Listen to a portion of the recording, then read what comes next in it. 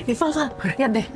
Ini ada TikTok challenge baru. Glow up in 10 seconds, tapi pakai masker perak. Katanya sih dari Nanono gitu. Kayaknya itu bukan nanopermen deh. Itu silver nanoparticle, salah satu inovasi di bidang kesehatan dan lingkungan. Lah, serius? Jadi masker glowing itu bukan teknologi masa depan? Jadi, bahkan sekarang ada penelitian buat sembuhin luka itu pakai serat nano, kayak teknologi yang dikerjain sama Prof. Hadinur itu. Wah, keren banget. Tapi emang bisa ya nyambung kehidupan kita? Gua pikir sains itu cuma buat di lab, bukan di kehidupan nyata. Justru sains itu makin nyata. Mau tahu gimana nanoteknologi itu bisa nyembuhin luka, nyelamatin bumi, sampai bantu Indonesia keluar dari krisis energi. Wah, jadi penasaran.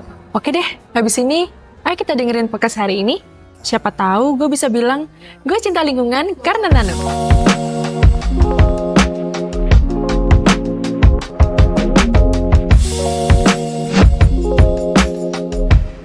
Sinau bareng gak sinau gak boys. Halo nawa-nawa, saya Kang Iman akan ngulik sepil-sepil up dengan narasumber kita yang luar biasa ditemani Mbak Yu Risa. Halo nawa-nawa, saya Mbak Yurisa. Kalau Kang Ilman ini sangat saintis, kalau Mbak Yurisa ini sangat Gen Z. Nah, Kang Ilman akan mewakili perspektif teman-teman dari bidang saintek dan saya akan mewakili teman-teman dari perspektif Gen Z. Apa sih kaitannya topik kali ini tuh dengan kehidupan seputar Gen Z? Jadi, tanpa tunggu lama-lama, kita sambut narasumber kita. Kita punya dari Fakultas MIPA Universitas Negeri Malang, Profesor Hadinur, yang mana beliau sudah go internasional, karyanya tidak hanya nasional. Halo Prof Hadinur, apa kabar? Baik. Terima kasih sudah mampir. Terima kasih Prof Hadi. Oh, ini biar akrab nih saya panggil bukan Prof Hadi ya. Nawa-nawa ini sahabat kita semua ini. Hari ini nanti akan ngulik spill-spill apa sih yang sekarang sedang in. Ada nano, material maju, macam-macam. Kita panggil saja ini Kang Hadi. Gimana Kang Hadi, sehat-sehat? Halo Kang. Beliau ini masuk 2% ilmuwan dunia, nawa-nawa semua dulur-dulur. Tapi ilmunya nggak habis kalau dikupas hari ini. Gimana kita lihat Kang Hadi ini? Apa sih yang dimaksud dengan material maju itu? Gimana Kang? Material maju itu apa Kang? Kami itu kok bingung ya ini. Tapi jangan lupa Kang, diminum dulu Kang, diminum dulu. Ini dari produk kita ini Kang, Ca Cafe, pasti enak Kang. Monggo Kang, diminum Kang. Silakan. Teman-teman kalau ke UM jangan lupa mampir ke Ca Cafe ya. Kopi anak hits Gen Z. Tapi saya minumnya air putih. Iya. Gimana Kang? Apa itu Kang material maju itu? Ya, jadi kalau kita lihat ya material itu macam-macam ya di dalam kehidupan sehari-hari. Ini pun material. Semua yang kita lihat ini tuh semua material. Jadi ada kita bedakan antara material yang tradisional dan kemudian yang maju gitu ya. Kayak gini, cangkir-cangkir biasa ini ya material yang tradisional sifatnya. Artinya kita pakai untuk bukan kebutuhan yang spesifik. Jadi kalau yang maju itu kebutuhannya sangat spesifik. Artinya memang itu diperlukan yang tidak bisa kita gunakan material yang seperti yang kita gunakan sehari-hari. Ya, contohnya misalnya ada keramik ya. Keramik yang tradisional itu untuk minum ya. Tapi ada juga namanya keramik maju, advance keramik. Ini menarik ini apa itu Kang? Kok ada yang maju tradisional itu? Iya, jadi contohnya misalnya ada material yang diperlukan untuk pengobatan penyakit tertentu misalnya. Jadi memang hal itu tidak bisa kita temukan di material yang sehari-hari. Jadi dia sangat spesifik untuk kebutuhan atau keperluan yang sangat spesifik dan kita desain dia supaya dia berfungsi untuk mengatasi masalah yang spesifik itu. Nah, itu yang disebut sebagai dia itu maju ya. Artinya memang kalau kehidupan kita ya ada yang tradisional sifatnya, ada juga yang maju gitu. Jadi itu gitu. Ya. Kang, kalau sekarang itu umumnya itu kan material itu yang tukang Kang. Ada pasir, ada batu. Lah bedakan material tradisional sama maju itu gimana Kang? Iya, jadi begini. sesuai dengan fungsinya. Jadi gitu. kalau kita lihat material itu berfungsi tadi yang untuk yang spesifik dan kemudian cara pembuatannya bukannya sederhana, complicated, perlu ilmu-ilmu yang spesifik juga untuk membuatnya. Gitu ya. Makanya kita membuat riset itu kita memerlukan juga ilmu-ilmu yang mendukung itu. Kemudian peralatan-peralatan yang juga sangat-sangat spesifik. Ada teknologi khusus nggak Kang Hadi untuk itu supaya tahu, oh ini tadi kan katanya tradisional, oh tapi enak ini rasanya Kang. Nah kalau di lab itu gimana Kang teknologinya bahwa ini material maju nano padahal kecil-kecil itu nano itu Kang. Gimana Kang Hadi? Iya. Jadi sebenarnya kita untuk melihat material itu perlu ada kacamata khusus ya. Jadi kita itu sampai ke kecil, levelnya bukan hanya nano saja. Kemudian ada lagi sampai ke atomnya. Gitu. Jadi kita memerlukan laboratorium yang spesifik untuk itu. Kemudian ada peralatan yang spesifik untuk itu. Misalnya kalau nano ya, ini kalau debu yang kita kita lihat debu yang nempel di itu mikro bukan nano. Mikro sama lebih nano kecil itu lagi Kang berarti ya. Kecil lagi seperseribunya. Seperseribu. Bayangkan itu teman-teman, seperseribu. Artinya memang sangat kecil dan sukar kita untuk melihat dengan mata kita. Jadi kita memerlukan kacamata yang kita gunakan itu ya peralatan mikroskop namanya. Bisa kita lihat semakin kecil. Jadi kalau bicara nano, material nano misalnya, ya itu harus ada alat yang bisa kita melihat itu. Nggak bisa dengan mata kita sekarang ini. Yang saya tangkap nih Kang, berarti kan si nanomaterial ini muncul karena inovasi manusia seperti itu kan ya. Berarti itu kan diawali dari sebuah masalah kayak aku pengen bikin let's say lah apa ini namanya gelas plastik ini. Saya mau yang sturdy tapi murah. Berarti itu nanti akan nge-trigger ilmuwannya untuk membuat nanomaterial yang baru seperti itu ya. Betul.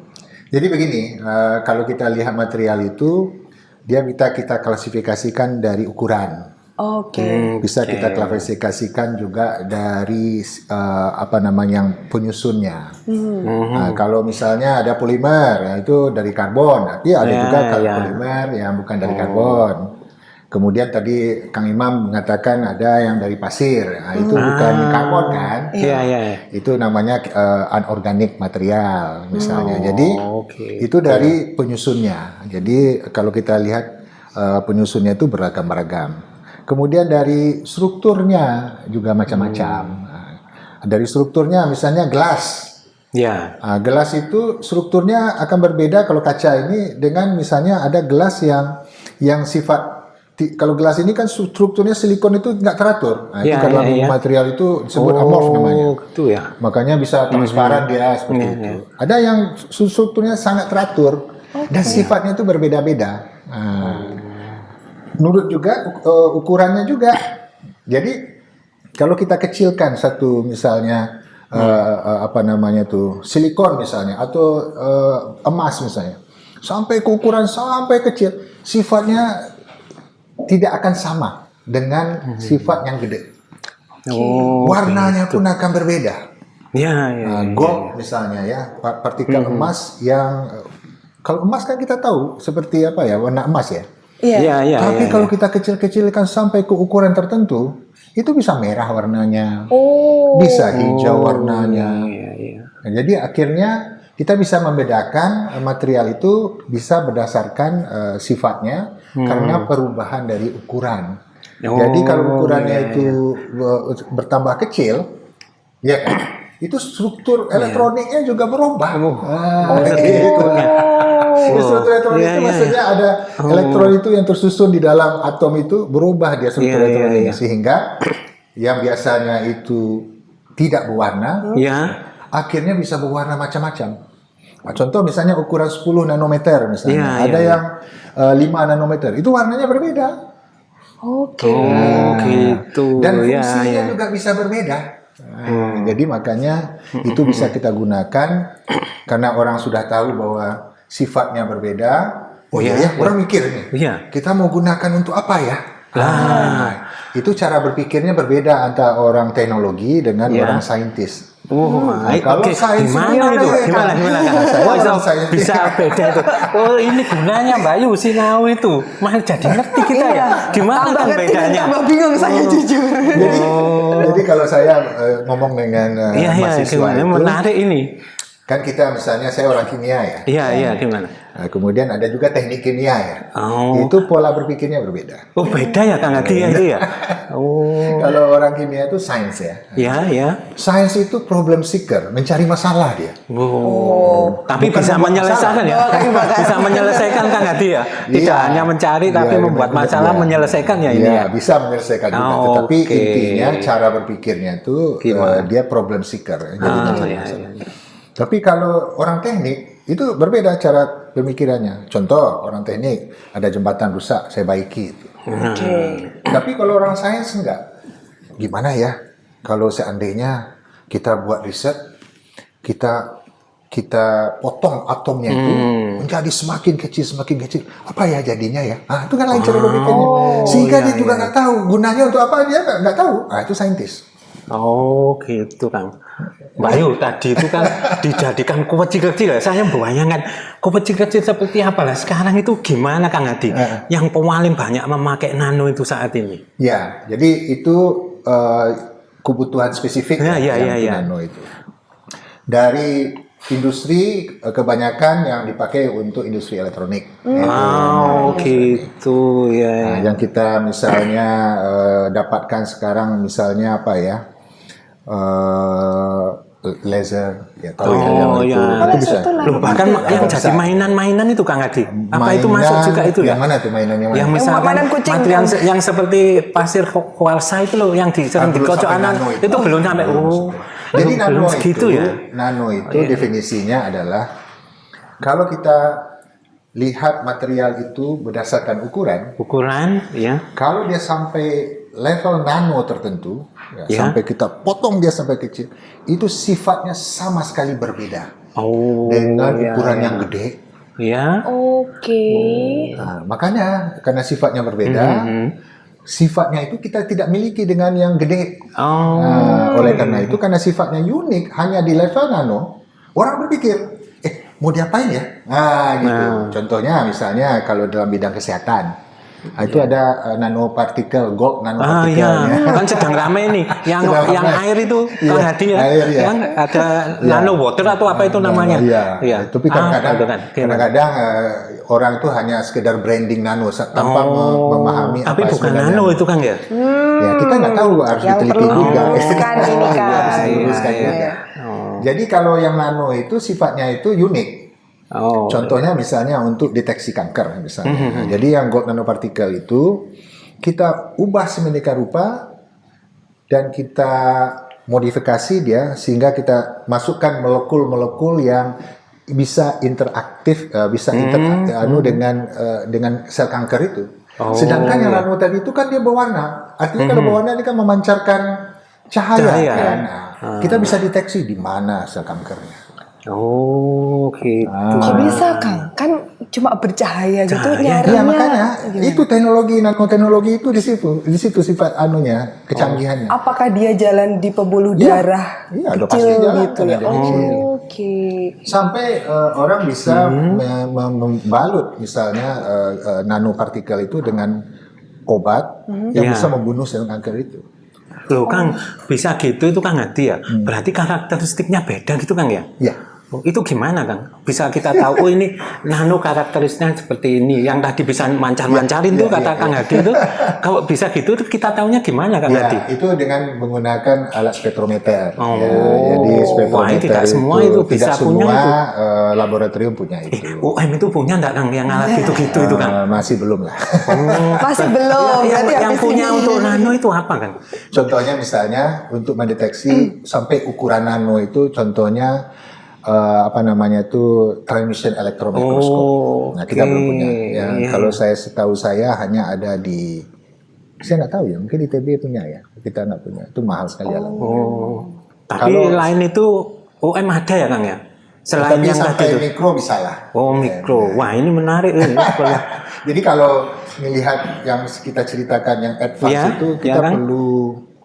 kita perlu investasi peralatannya. Oh, Di samping kita juga perlu orang-orangnya, tapi peralatannya harus betul-betul yang bisa melihat kacamata itu nano. Oke. Iya. Iya. Prof, agak kepo nih. Salah satu artikelnya Kang Hadi nih kan membahas sustainable energy di Iya. Indonesia ya Kang. Apakah nano itu termasuk sustainable energy atau bukan sih? Jadi begini, material itu berbeda dengan kegunaannya untuk bisa kita gunakan untuk energi. Oke. Gitu ya. Jadi fungsinya misalnya kita gunakan untuk energi. Contoh kita misalnya ingin memanfaatkan sinar matahari, ya kan? Bagaimana cara kita memanfaatkan sinar matahari? Kita ubah sinar matahari itu, ya kan? Iya, iya. Menjadi misalnya kita konversi menjadi energi yang lain. Gitu. Oke. Iya. Contohnya menjadi energi listrik. Iya, iya, iya. Gimana Jadi itu? Nah, oleh karena itu kita membuat sistem yang bisa merubah itu dengan menggunakan material. Bisa yang nanoteknologinya ada, bisa yang material biasa. Tapi kalau yang nano itu ya pasti kecil ya. Iya, iya. Nah, orang kan sekarang ingin membuat device yang semakin hari semakin kecil. Iya. Padahal di handphone kita tuh udah tahu tambah lama tambah kecil kan. Iya, iya, iya. Transistornya luar biasa banyak itu. Saya nggak tahu tuh jumlahnya berapa, mungkin jutaan kali ya. Iya. Semakin hari semakin kecil. Itu Kayak kan ada iya, yang iya. tahu nggak? iya, artinya kan memang semakin hari semakin kecil dan semakin efektif dia.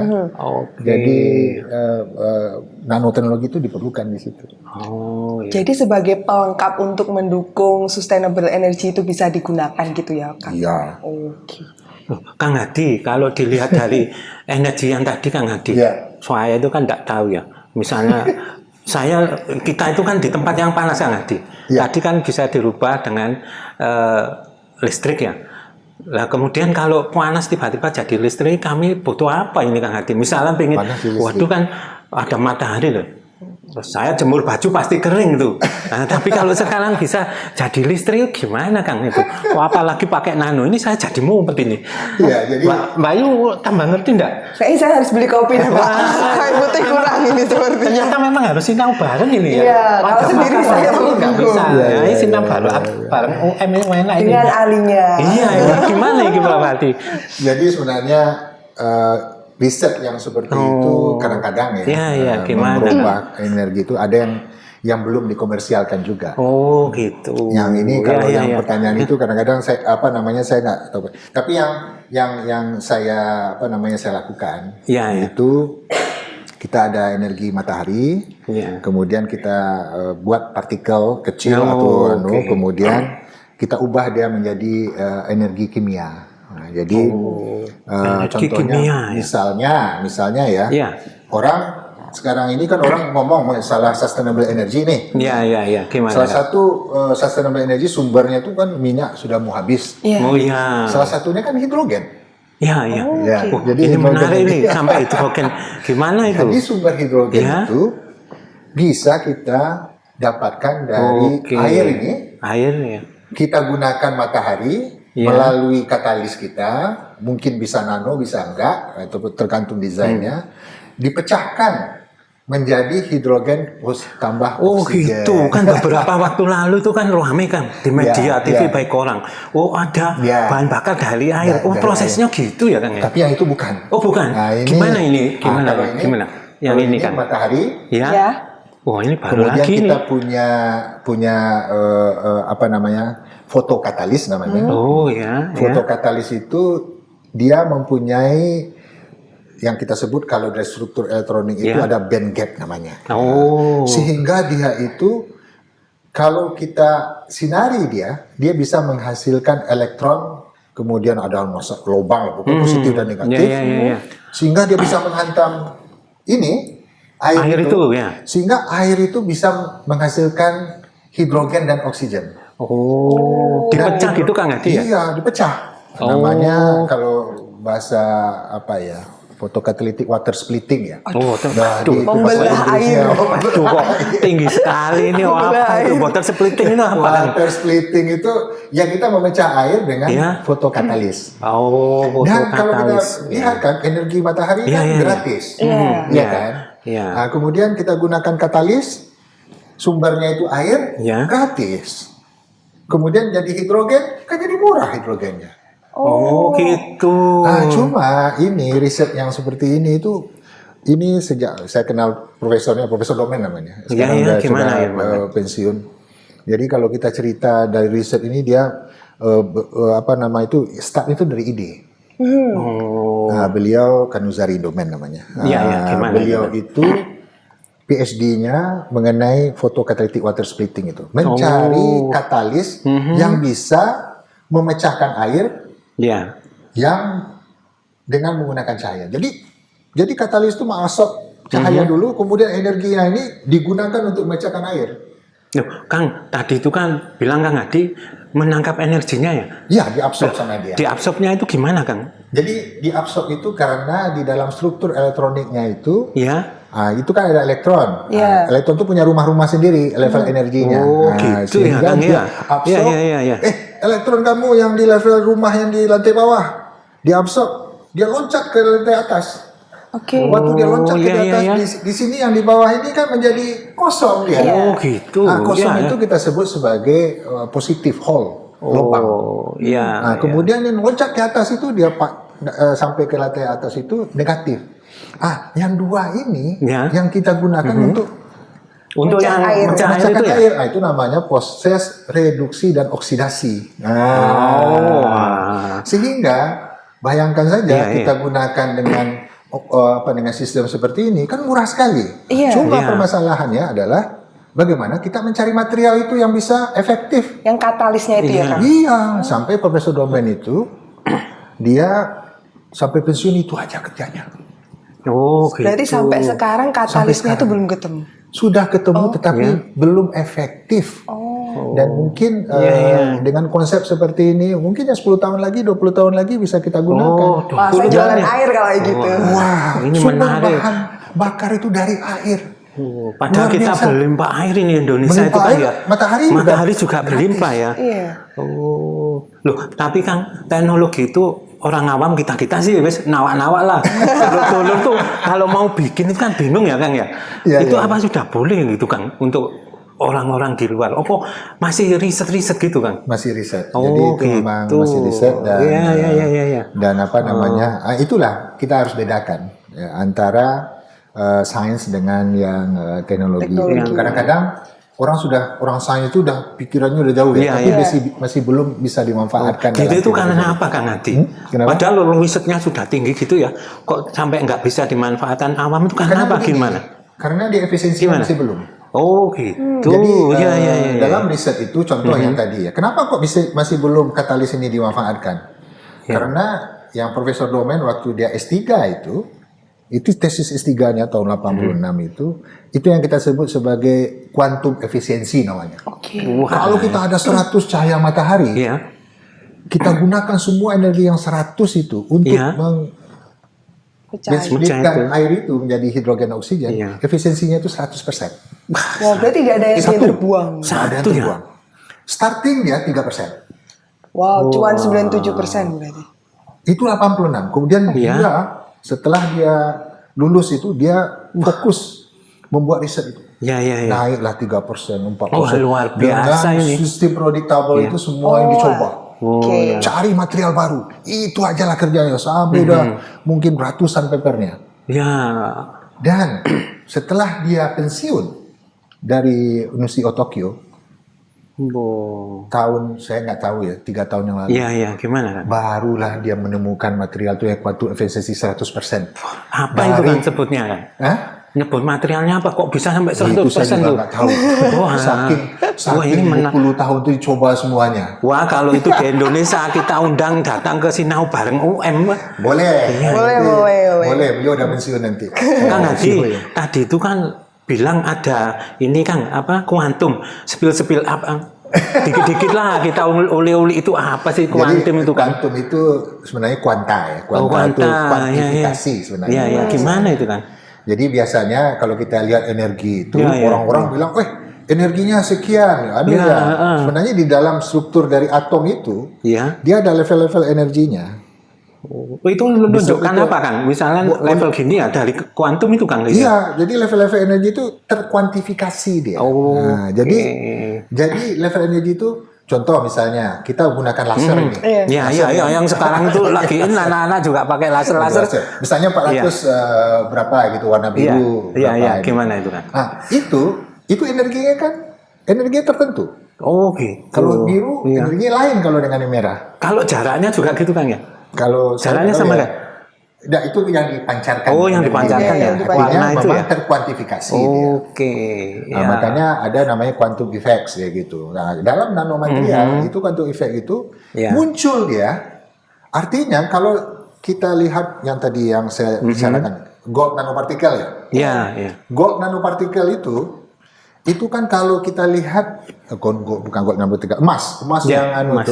emas Ya, itu kan tadi saya bilang semakin kecil dan semakin bisa kita bedakan berwarna dia. Iya, berwarna tadi Kang Adi bilang. Iya, berwarna Iya. dia. Yang gold itu kan dia konduktor, dia mengantarkan listrik kan. Jadi iya. tidak ada level-level energi di situ. Dia overlap. Karena dia konduktor. Kemudian kita kecilkan sehingga dia terbentuk level energi tertentu sehingga level energi ini ekuivalen dia dengan warna tertentu. Warna tertentu. Ya. Jadi dengan mengecilkan ukuran atom Iya. itu akan merubah struktur daripada elektron tadi. Sehingga pada ukuran yang tertentu itulah quantum effect itu sehingga dia energi itu bisa gitu. terpisah. Iya. Nah, Oh, wah ini Sesuatu baru. yang sangat wow. Wah. Saya mencoba mencerna dikit-dikit kan. Wah ini jadi saya jadi banyak tahu ini Kang. Wah memang harus sering-sering join sinau bareng ini. gitu. Kang, kalau tadi itu Kang Hadi kan bilang partikel itu bisa nyalain warna tuh, mancarin tuh ya. Betul. Nah, itu kalau dipakai itu seperti apa ya Kang implementasinya itu? Ya, untuk deteksi misalnya. Oh iya, gimana deteksi itu, Kang? yang tadi itu yang saya bilang contoh yang paling sederhana yang kita itu kita ada kanker misalnya Iya. di tapi di mana dia letaknya itu? Oke. Nah, Bisa cara- nembus Kang ya? Karena dia kecil kan, kita injeksi ya. Kayak robot jalan gitu ya. Nah, dia berjalan di pembuluh darah kita, tapi kita sudah bungkus dia dengan molekul-molekul yang bisa lekat dengan, karena kan sekanker itu kan unik ya. Nah, kita cari molekul-molekul yang bisa melapisi. Nah, ini misalnya gold nanopartikel ya. Iya. Nah, kita lapisi dengan molekul-molekul yang bisa dia itu lekat dengan sel kanker itu. Oke. Dan gold nanopartikel ini kan dia bisa memancarkan Cahaya itu tadi ya. Tahu kita, di sini ya. Oh, Problemnya kalau ini di baru kanker itu, ngerti saya ini. misalnya orang kemoterapi atau Iya lagi ini tuh kan. wah yang dibunuhnya mana bukan sel kemoterapi. kankernya aja, sel yang sehat pun terbunuh dia. Karena tidak tahu kode-kode mananya gitu. Tidak spesifik dia. Oke. Jadi bagaimana kita tahu dia itu spesifik? Ya kita gunakan yang tadi itu. Oh yang teknologi nano itu kan ya berarti ya Kang Hadi ya. Jadi kalau kita gunakan yang teknologi nano tadi, bagaimana kita mensintesis nanopartikelnya? Iya. Ya kan? Iya. Ah, itu orang kimia biasanya. Wah. Kemudian bagaimana kita bisa melapisinya? Mungkin biokimia, begitu biologi. Kemudian cara kita mendeteksi itu pakai spektrometer ya orang elektro. Jadi banyak ya yang terlibat banyak. ya Kang Jadi ya. nanoteknologi itu ilmu yang melibatkan disiplin ilmu yang beragam. Iya. Bukan hanya Sangat kimia, kompleks. Iya. fisika, Iya. kemudian juga elektronik, karena dia ada deteksi kan. Dan sampai ke etik juga sebenarnya. Oh. Etik itu gimana Kang? Kok bisa Etik sampai kan ke etik Kang Hadi? manusia. Loh, manusianya Kang, gimana Manusia kan kita kalau buat eksperimen kan, ya kalau pakai manusia kan perlu ada etikanya kan. Nah, jadi memang gitu sampai ke ya. levelnya itu. Jadi teknologi ini efeknya bukan hanya sampai ke produk itu saja kan, tetapi juga dalam riset itu dia kan dalam riset kita menggunakan hewan, menggunakan manusia. Iya. Nah, etika itu di mana? Oke. Gitu. Jadi memang nggak mudah ya. Itu melibatkan semua. Jadi saya pikir ini harus ada ekosistem yang menunjang. Kalau kita pengen membuat di Indonesia misalnya nanoteknologi atau nanoscience, Nah, ini ekosistemnya harus dibangun. Kita belum ngomongin satu hal penting lagi nih Kang Hilman. Dari risetnya Pak Prof. Nur Hadi ini kan ada yang nano berkaitan dengan kemoterapi. Kemoterapi Tadi itu loh sedikit Kang udah Hadi. nih. Di-spill dikit lah, apa itu? Electrospinning ya. Oh, Kang Hilman. electrospinning itu hanya untuk kita melekatkan aja sebenarnya, Oh, bukan. oke. Jadi yang sebenarnya Iya, iya, nano, iya. yang partikel itu, ya nano itu bukan electrospinningnya. Oh, itu gitu kita kan? buat nyaman aja electrospinning itu. Oke, Oh, namanya. oke. Yang nano itu ya kita lekatkan yang emas Iya. nanopartikel itu Iya, di iya. Oh, permukaannya. gitu kan ya. Cuma itu aja. Terus Kang Hadi ini juga menulis satu hal tentang nanofiber. Iya, sama Iya. juga. Oh, sama ya, Fiber, Dan? Iya. mirip. Jadi dalam bentuk fiber tapi kita Iya. lekatkan nanopartikel. Fiber itu kan kayak serat halus begitu ya Kang. Iya. Itu dari fokusnya Kang Hadi kan medis banget. Oh, iya. Iya. Apakah Padahal- sudah diterapkan di Indonesia? Iya, Belum iya. ya? Jadi ya kita untuk misalnya Iya. kegunaan ya untuk luka misalnya kita letakkan di situ. Jadi Iya, anti iya. bakteri, anti bisa kita letakkan seperti itu. Jadi kayak lebih instan Hansaplast tapi yang lebih Ya, advance iya. gitu ya. lebih apa namanya lebih efektif dia. Ya. Ini sebelum kalau kita ngobrol dengan Kang Hadi ini nggak habis loh. Saya masih ada Omongannya pertanyaan. ini. Boleh Antara tanya tambah nggak, Kang ngerti Hilman, tambah saya? bingung ini Saya saya. boleh ini. tanya satu pertanyaan? Oh iya Iya, boleh. iya. Mumpung ini kan kita datangkan orang hebat ya. Mbak Yurisa ini kan basicnya linguistik ya Kang. Iya, iya. Tadi malam tuh waktu baca artikelnya Kang Hadi itu yang utamanya nanofiber itu kayak terkepo-kepo tuh satu hal. Kan dari cerita Kang tadi teknologi nano tuh udah dikembangkan dari 1986 ya yang katalis, fotokatalis itu. Oh yang tadi yang khususnya itu Yang ya. khusus yang itu. foto- Terus sampai foto- sekarang nih teknologi nano masih sangat berkembang. Tapi kayaknya sehari-hari mendapatkan akses kayak ke nanofiber sebagai Hansaplast tuh kenapa masih kayak nggak ada sih Agak Kang? susah. nggak ada maksudnya? Kayak yang saya baca di artikelnya Kang Hadi itu kan ada nanofiber yang bisa Iya, iya, digunakan iya, untuk iya, Hansaplast iya, begitu iya, ya. iya. Tapi kenapa di kehidupan sehari-hari masih sangat tidak Masih aksesibel jarang gitu ya. seperti itu? Kang, apa masih riset kan Produknya ada, Kang? gitu kenapa masih dikit? Ya karena begini, kalau komersialisasi itu hubungannya dengan untung kan. Oh, oke. Biaya produksi dan Iya, segala iya, macam. Dan menurut saya kadang-kadang teknologi nano itu sangat mahal. Oh. Jadi walaupun kita sudah berhasil, tetapi kadang-kadang industri juga nggak mau dia berapa yang mau kita jual ya. Oke. Berarti terhalang Jadi gitu ya? terhalang. Makanya kita harus melihatnya dari fungsi yang sangat spesifik. Contoh obat ya misalnya. Ya. Obat. Obat itu kenapa mahal harganya? Develop R&D-nya R&D-nya sangat ya, lama. Saya mau cerita obat kenapa mahal harganya ya. Iya. Ini Jadi- seperti kuliah kita Kuliah ini, Mbak farmasi. Yurisa. Oh, ini luar biasa Jadi, ini. Jadinya weh hebat itu, ini tamu kita kita kan ini. menghasilkan suatu obat. Iya, Suatu iya, molekul iya. yang kita jadikan Iya. obat itu kan melalui reaksi kimia. Iya, iya. Dan kadang-kadang reaksi kimia itu yang mau kita hasilkan itu bukan dari produk utamanya. Oke. Misalnya kita mereaksikan A dengan B, ya kan? Produk utamanya itu C misalnya. Iya. Waktu kita lihat A tambah B yang C itu jumlahnya itu sangat sedikit. Mungkin sekitar 1% aja, yang 99% lagi itu bukan itu yang kita inginkan. Oleh karena gitu. itu perlu proses untuk separasi, proses untuk memisahkan. Itu yang mahal. Oh, Kadang-kadang gitu. ada reaksi itu. Kalau yang 1%, 2% itu kita sebut sebagai side product, produk samping. Iya, iya, Dimana produk iya. samping itu sangat berguna. Oleh karena itu obat itu Oke. sangat mahal. Iya. Saya baru tahu ini. Nah, dari segi produksi itu karena sampahnya lebih banyak daripada yang mau kita hasilkan. Iya. Kenapa? Karena susah reaksinya. Oh, alah. Termasuk nyari obat baru ya Kang Hadi ya? Obat baru itu kan panjang stepnya. Mungkin 10 tahun, 20 tahun baru ada satu gitu. Belum nanti trialnya ya Kang. Karena susah, karena kita sudah susun ya, mungkin dari komputasi dan ini struktur molekul ini bisa jadi obat. Kita sintesis misalnya. Ya. Tapi kan nggak semudah itu mau jadi. Kadang-kadang jadi dia, tapi produknya sedikit. Ya terpaksa kita pisahkan. Oke. Mahal gitu misalkan, ya. makanya obat itu mahal. Iya. Hebat ini. Iya. Jadi memang kompleks ya sistem itu ya. Ya. Karena apa? Ujung sampai komersialisasi itu tidak mudah. Ya, ya. Tidak mudah kalau yang untuk advance ya. Iya. Advance teknologi. Wah, yang ternyata Berarti kalau ada apa-apa nano-nano kita ke Kang Hadi ya. Oh iya, pasti. Teman-teman kalau mau bertanya tentang nano-nano Iya. bisa ke UM menemui Kang Hadi.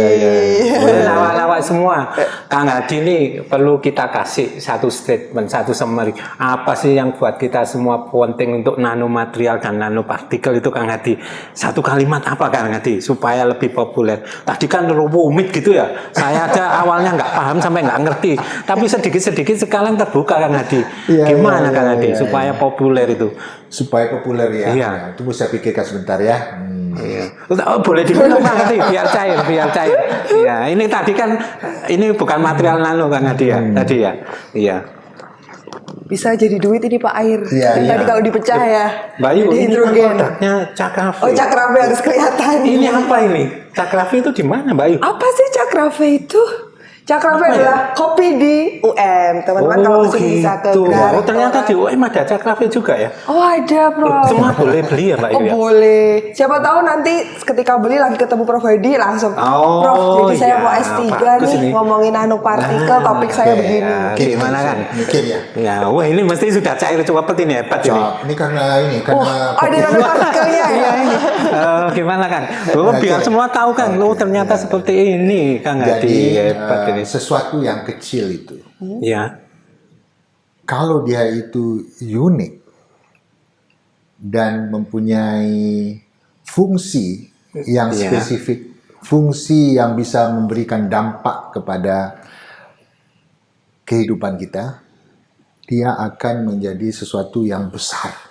Jadi itulah yang kecil yang tadi nano itu nampak sepele, nano nggak kelihatan ya. Iya. Tapi karena fungsinya itu nggak bisa dengan orang-orang yang besar ya, atau yang barang-barang yang besar itu, dampaknya luar biasa. Iya. Jadi karena dia spesifik, unik, dan berfungsi dengan baik. Berfungsi untuk menyelesaikan Oh, masalah gitu yang ya. makanya. Jadi jangan meremehkan yang kecil-kecil lah.